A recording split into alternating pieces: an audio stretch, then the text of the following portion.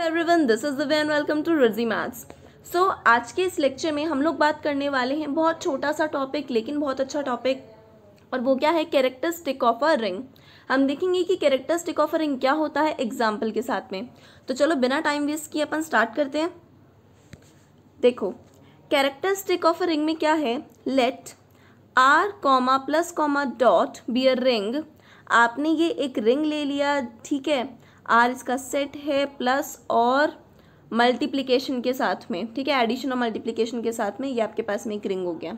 If there exist a positive integer such that n a is equals to 0 for a belongs to R. अब अगर इसके पास में एक positive integer exist करता है, एक पॉजिटिव इंटीजर एग्जिस्ट करता है जिसके लिए ये जो एन ए है ना, ये जो एन पॉजिटिव इंटीजर है और n a is equals to 0 है, ठीक है, ये एन ए किसके इक्वल है, 0 के इक्वल है, for a belongs to R, ठीक है। तो इसने क्या बोला, आर एक रिंग है, ठीक है, आर एक रिंग है आपके पास में, और ए जो है वो आर को बिलोंग कर रहा है, और यहाँ पे एक पॉजिटिव इंटीजर एन ऐसा एग्जिस्ट कर रहा है जिसके लिए n a is equals to 0 हो गया आपके पास में, ठीक है, such that n a is equals to 0। Then R is said to be ring with finite characteristic. तब आप रिंग को फाइनाइट कैरेक्टरिस्टिक के साथ में बोल सकते हो। आई क्या बात समझ में। तो रिंग विद फाइनाइट कैरेक्टरिस्टिक का क्या मतलब है कि रिंग का कोई एलिमेंट किसी पॉजिटिव इंटीजर के साथ में मल्टीप्लाई होने पे 0 दे रहा हो, ठीक है, किसी पॉजिटिव इंटीजर के साथ में मल्टीप्लाई होने पे रिंग का जो एलिमेंट है वो क्या दे रहा है, 0 दे रहा है। तब आप बोल दोगे ये जो रिंग है वो क्या है, रिंग विद फाइनाइट कैरेक्टरिस्टिक।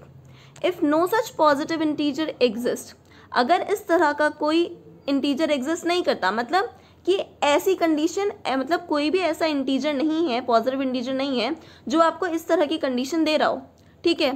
तो अगर ऐसा कुछ नहीं है तो R is said to be characteristic 0। तब आप क्या बोलोगे, तब आप बोल दोगे कि आर के पास में क्या है, कैरेक्टरिस्टिक 0, ठीक है। ये आपके पास में दूसरा पॉइंट आपको समझ में आ जाता है।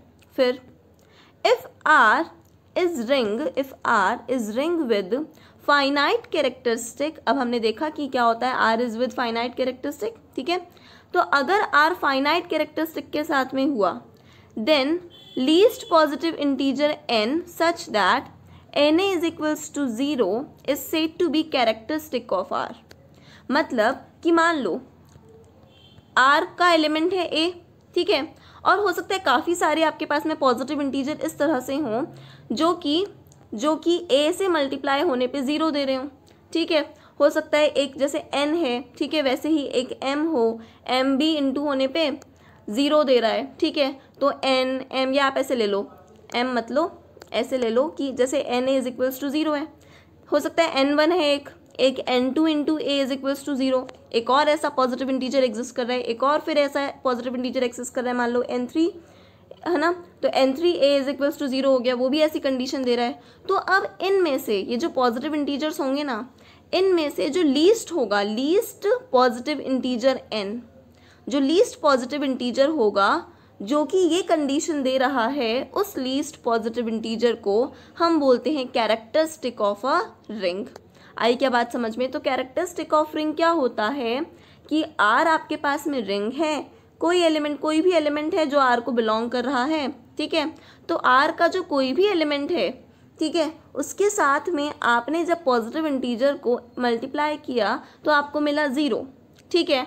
अब ये पॉजिटिव इंटीजर जो हैं, इन पॉजिटिव इंटीजर्स में तो मतलब कोई भी हो सकता है, पॉजिटिव इंटीजर हो सकता है कि 2-3 पॉजिटिव इंटीजर ऐसे हो जो ये कंडीशन दे रहे हो। तो जितने भी वो पॉजिटिव इंटीजर होंगे उनमें से जो लीस्ट पॉजिटिव इंटीजर होगा जो ये कंडीशन दे रहा है एन इज इक्वल्स टू 0, उसको बोलते हैं कैरेक्टरिस्टिक ऑफ रिंग। आई बात समझ में। देखो, thus if the order of any element of R, ये जो आपके पास में रिंग है ना, ठीक है, तो if the order of the element of the ring when regarded as an element of the additive group r comma plus is 0 then r will be of 0 characteristic। क्या बोल रहे हैं, if the order of any element of the ring when regarded as an element of the additive group, अगर कोई भी आपके पास में जो भी ऑर्डर होगा, ये जो आपके पास में रिंग है, रिंग इसके पास में, रिंग के पास में क्या है, मल्टीप्लिकेशन भी है और एडिशन भी है, ठीक है। तो इसका जो ऑर्डर होगा, ठीक है, जब उसको आप क्या ले रहे हो, regarded as an element of additive group, ठीक है, उसको आप एडिटिव ग्रुप के एलिमेंट के तौर पे ले रहे हो, ठीक है। If the order of element regarded as an element of the additive group R comma plus is 0, ठीक है। तो अगर वो ऑर्डर जो है एलिमेंट का वो 0 आ जाता है, ठीक है, तो आपके पास में R 0 कैरेक्टरिस्टिक हो जाएगा। आई बात समझ में? तो कैरेक्टरिस्टिक ऑफ R आपको समझ में आता है।